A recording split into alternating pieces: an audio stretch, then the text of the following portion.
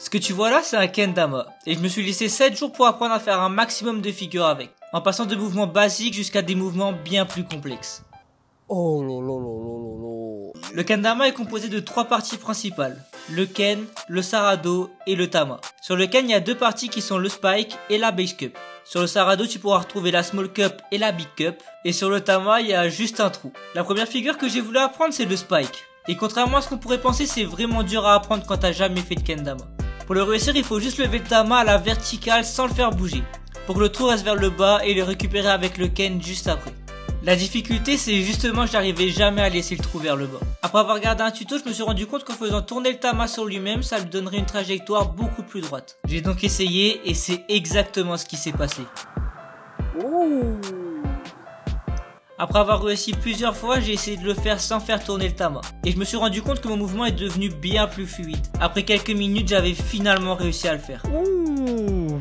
Une fois le spike réussi, je suis passé au swing spike, qui consiste cette fois-ci à faire balancer la balle avant de la récupérer. Au départ, je la balançais sans me poser de questions en espérant qu'elle tomberait toute seule sur le spike.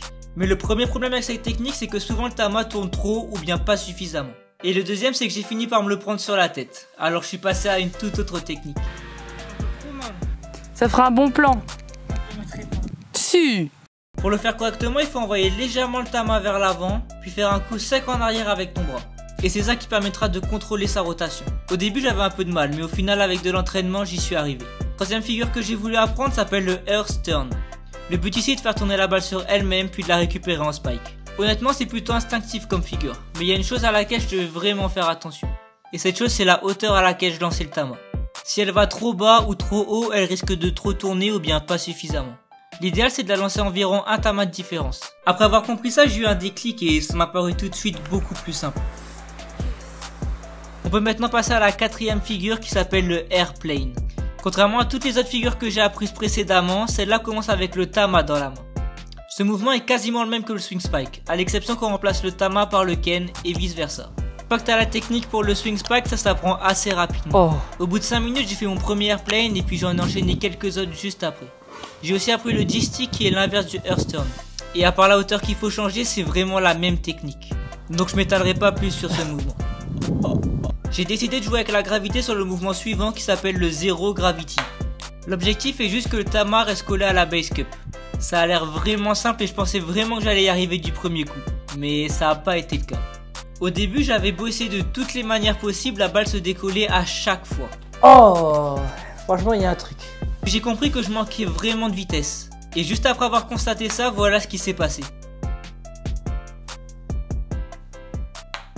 Oh, let's go.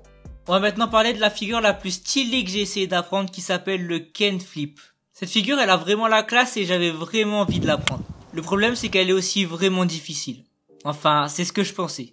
Le but de cette figure, c'est de faire un tour complet avec le ken et de faire atterrir le tama sur la big ou la small cup. La première chose que j'ai faite, c'est faire des rotations avec le ken sans me soucier du tama. Je suis arrivé plutôt rapidement, mais c'est la suite qui était compliquée. Maintenant, il fallait que je fasse tomber le tama au bon endroit. Pour y arriver, il faut pas lancer le ken après le tama comme on pourrait le penser, mais il faut lancer les deux en même temps pour que le ken ait le temps de faire sa rotation. Une fois qu'on sait ça, c'est plus qu'une question de vitesse et d'entraînement. Franchement, au début, je me demandais si une semaine m'aurait suffi pour apprendre ce mouvement. Mais au bout de seulement 30 minutes, voilà ce qui s'est passé. Oh. Let's go. Oh, let's go. J'aurais pu m'arrêter là et me dire que pour 7 jours d'entraînement, c'est déjà bien. Mais j'ai voulu pousser la chose un petit peu plus loin et apprendre à faire des enchaînements. Il y en a 3 que j'ai appris. Et le premier, c'est tout simplement le swing spike enchaîné au Earth Turn. Franchement, c'est pas celui qui m'a fait le plus galérer. À la fin de la semaine, je maîtrisais très bien ces deux mouvements et au bout de quelques minutes, j'y suis arrivé. Oh, let's go.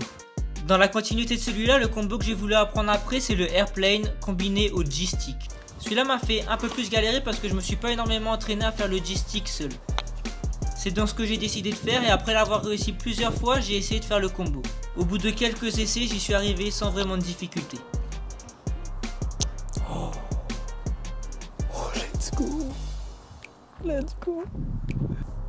J'ai pas crié fort parce qu'il y a des gens à côté, mais vraiment, vraiment je suis trop content là. Je suis trop content.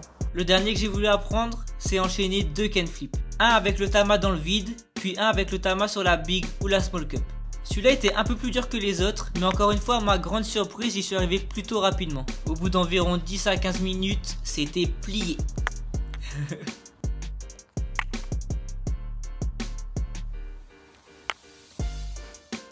Trop facile en fait. Beaucoup trop simple. Let's go. Franchement, je suis vraiment fier des résultats que j'ai réussi à avoir cette semaine. Je pensais vraiment pas pouvoir réussir des figures aussi impressionnantes que le Ken Flip. Mais au final, si, et puis ça me rend juste fier de moi en fait. Si tu veux toi aussi t'y mettre, je te mets dans la description un lien pour pouvoir t'acheter un kendama. J'espère que la vidéo t'a plu. Si c'est le cas, lâche un like. N'hésite pas à t'abonner. J'ai encore une petite chaîne YouTube et ça me soutiendrait vraiment si tu faisais ça. Je te dis à bientôt pour un nouvel apprentissage. Et n'oublie pas que échouer, c'est apprendre. Ciao. Oh, je suis beaucoup trop chaud en fait.